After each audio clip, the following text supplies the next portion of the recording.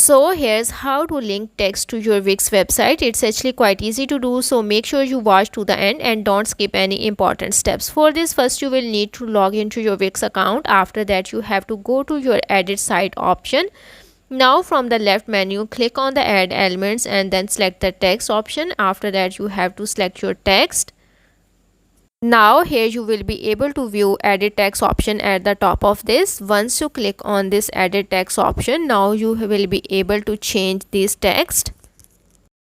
Once I clicked on the edit text option, now here I will remove the previous text and add a new one. Here I'm gonna simply add the page name that I want to link it to. Once I added the page name, now I will simply click on the link option at the top of it.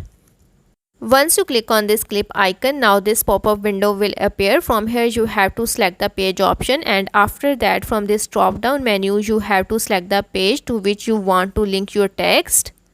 If you already have that page, you have to simply click on that page, and if you don't already have a page, you have to click on the add new page option at the bottom.